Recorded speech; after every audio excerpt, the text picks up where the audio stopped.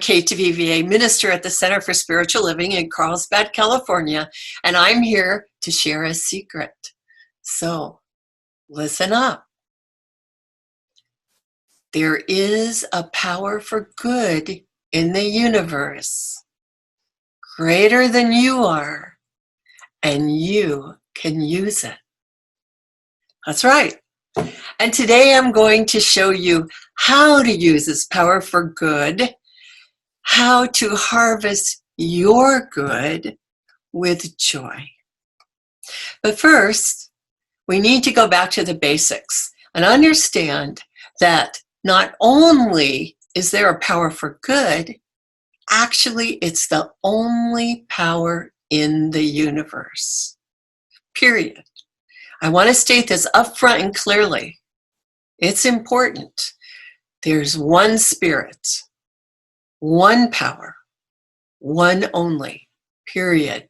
There is not a power for evil in some kind of a battle with a power for good.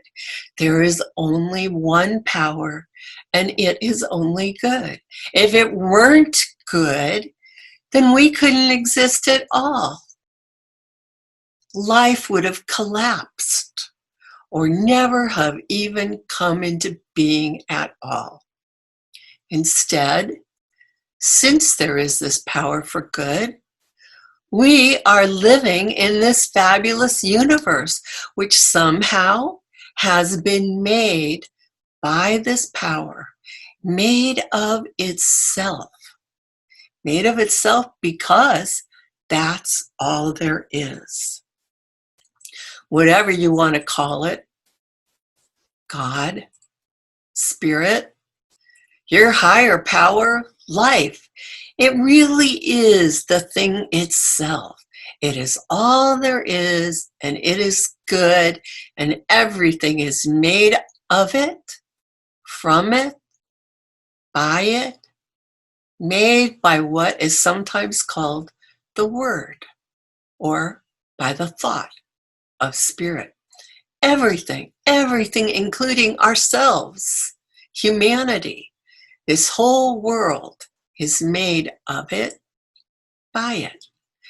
That's why we can truthfully call ourselves the children of God, the children of this life, powerful, wonderful Spirit. And this power is so good that it has left us free.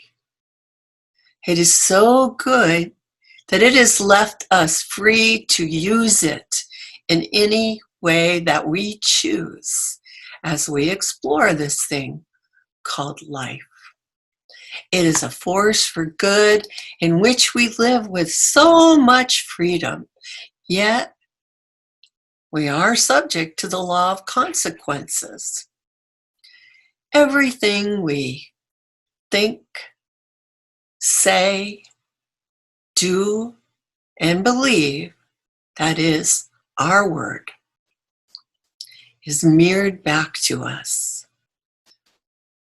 That's true of us as individuals, and it's also true for groups and for the human race as a whole. Really, this is our creation story. With this in mind, think back to the biblical parable of God sending Adam and Eve out of the Garden of Eden. Because that story is our story too. From a spiritual point of view, Adam and Eve, or these characters, weren't expelled because they were bad, although they may have made mistakes. It was time. The time had come for them to learn to live their lives independently from their parent. When that happened, the question that Adam and Eve had to answer for themselves is the very same question that we have to answer for ourselves in our lives. And the question is, well, Now what? If we're free, if we've been set loose in this amazing place of both abundance and limitation,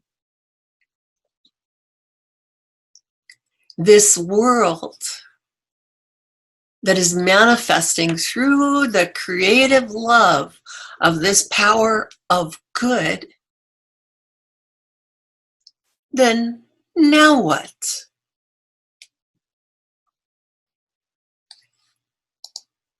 If we're free, now that we've been set loose in this world that provides us with a framework of natural laws that forms a backdrop in which we can live with a feeling of certainty that the universe will respond to our thoughts and actions in a predictable way, just like a good parent responds to their children in a predictable way, then now what? Now what? If this life, this planet, this country, our universe, our community, our family is where our lives are going to happen, if it's all up to us, then now what? What should we do? Should we feel lost, abandoned, disconnected, kicked out, or what? Well, let's get really basic. Imagine that you're a parent and your children are all grown up and about to leave home. What would you want for them as an empty nester? Well, I think you'd want what I wanted for my children when they left home. You'd want them to be happy, healthy, prosperous, to have loving family and friends, to have a productive and enjoyable occupation of some sort or other, right? Well, then why wouldn't our parent, our spiritual parent, want that for us too? You know, how would it feel if this came true for your children? You would feel happy that they are happy. Their happiness would add to yours, not subtract from it, right? Here in the United States, even our very Declaration of Independence says that we are endowed by our Creator with rights. Rights including life, liberty, and the pursuit of happiness. You know, speaking spiritually, all of us should be well, happy, prosperous, filled with joy and enthusiasm. And this is the clue. This is the clue to finding your personal answer to the question, now what? Now what shall I think? What shall I do? Now what? The clue is happiness. It's good to seek happiness. Or actually, I prefer to use the word joy because happy is often used just to describe a quick, fleeting emotion. I feel sad, I feel happy. While to me, at least, the word joy conveys a more of a stable feeling, a meaning that is deeper, ongoing, a constant upwelling of optimistic happiness and gratitude. I call that joy. So to figure out what we want to come next in our lives, now that we find ourselves in this life as it is, to figure out what is next for us, what we have to do is stop. Actually stop and ask yourself, what will bring me joy? That's right. The answer for you to what next depends on getting in touch with what will bring you joy. If you're willing to do just a little listening to your intuition and ask yourself, what will bring me happiness and joy? You will be amazed at the beautiful answers that will pop up. I guarantee it. You can go deep into meditation, or you can just take a moment to ask yourself this question for a little while every day. Be open. Be open to hearing the answers. You probably won't get hit with a lightning bolt of inspiration. Most people are going to get the answer in bits and hints. But if you open your heart to listening and envisioning, you will begin to sense the answers. And what I'd like to do is just have you take a moment to practice this with me right now. It's just going to take a minute. So just take a couple of relaxing breaths. Breathe in and then breathe all the way out. Now, you can close your eyes if you're in a safe place to do so. Otherwise, just keep them open. And think of some time in the past when you felt happy. I've brought up a picture of a walk in a forest that made me feel happy. Just think of some time in the past, a happy memory, something that brought you joy. Just let this picture of joy stay in your mind and remember the actual feeling. Let that feeling of gladness become the memory itself. Feel that sense of joy.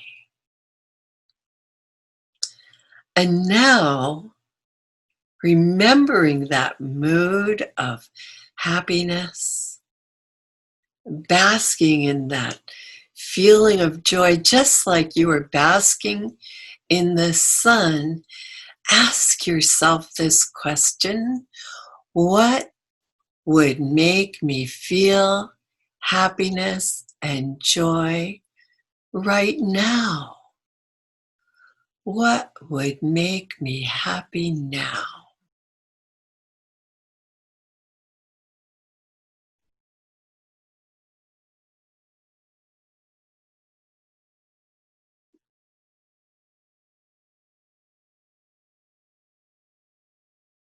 When you get a vision, open your eyes. If you want to quickly write it down, go ahead. Don't forget it. Usually I recommend that you write down whatever comes to your mind, because what you can do is just keep adding, make a list, add to it with a very simple exercise like this. Because what you're doing is, as you're creating your list, you're actually beginning to map out your spiritual journey, map out your life journey. Life is like a journey, isn't it? We're always in motion. Change is inevitable, whether it's planned or unplanned. But when you start actually making a list of what will make you happy, you're beginning to plan a happy journey through life. And why not? You're going to have changes anyway. Why not plan to have these changes to be something that will give you pleasure, something that will delight you, something that will give you the strength to share good from your own life into the world at large. Now, you may not experience the good that shows up on your list instantly. You may even find that your list changes as the days go by. That's fine. When I plant a tomato, I may not get to eat that tomato for many weeks, but eventually I am going to eat a tomato and not a parsnip. That is simply the law of consequences in action. Spirit says yes to the thoughts we do plant, as reliably as it says yes to the actual tomato seeds that we might plant. The universe is not chaotic, although our thoughts, beliefs, and actions can make it so our own lives seem chaotic. But when you stop and reflect on what it is that constitutes your good, you're actually working with your own garden of life. And when I plant a garden, I actually begin to feel happy even before those seeds actually germinate. My thoughts depend on me. My happiness depends on me, not on my circumstances. I'm not a victim of life. I'm an actor in my life. This is my choice. We're free to think whatever we want instantly, even if we can't always do what we want at that exact moment. Once you know what your good is, once you know what you desire, you are planting the seeds for your harvest of good. You know, if it's a tomato, it's just going to take a few weeks. If it's a trip to Europe, it might take a bit longer. If it's talking to a friend, you can make a phone call in a minute. If it's just feeling of happiness itself, it can be instantaneous. Start a gratitude list and you will feel happy. The key to harvesting your good with joy is to decide to do it, to allow yourself to do it, to believe that you can do it, and to accept your good with a grateful heart. You know, before I end this talk, I do want to add a few words about fear. We talk about fear as being nothing more than faith that something bad will happen. It's still faith. That's why it's so important to make actual choices, to decide upon what would be good and to look for that. In these days in the world, humanity is dealing with the usual whatever, plus a pandemic. In these days in the United States, people are dealing with the usual whatever, plus a pandemic, plus a feeling of being on edge about politics and other issues. And so some people have become very fearful about what is next for the country. In these days, sadly, a lot of people, although not all, have experienced their own illness or other losses. The loss of a loved one, the loss of a job, the loss of just their social network. And it's easy to feel fearful when these things happen. I know I have. But life goes on. And life is intrinsically good. Today is a new day.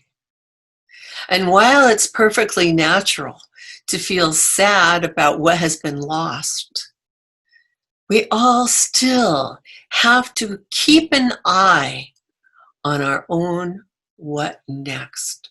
What is next for us? What shall I think? What shall I do? What shall I say? Where shall I go? What actions shall I take? What next? We have to start from right where we are, not from where we wish we were. Then, once we admit where we are, we can be so open to what next, to what would be better. We call it divine discontent. It's not bad. It's good to know that every day, in every way, we can get better and better. We can be better and better. We can experience something better and better. You deserve good. If everything hasn't worked out well in the past, here's today and there's tomorrow. Because the truth is, each of us is a spiritual being, not all of God, but a center of life in an eternal infinity of infinities, a microcosm of good in a macrocosm of good, free, ready, willing, and able to come into ever more expression in new and wonderful ways. This is the secret. You are perfect, whole, and complete. Your freedom is God-given, and you have an authentic power, an eternal power, an internal power to live life with joy, with love, with health, with prosperity, and with deep, abiding satisfaction. It's your time now. It's time to stop looking at what you don't want. Stop looking at your fears and turn your thoughts to what sparks your joy. And it is yours. Enjoy it. You deserve it. It's the truth. Blessings to you. Thank you. And so it is.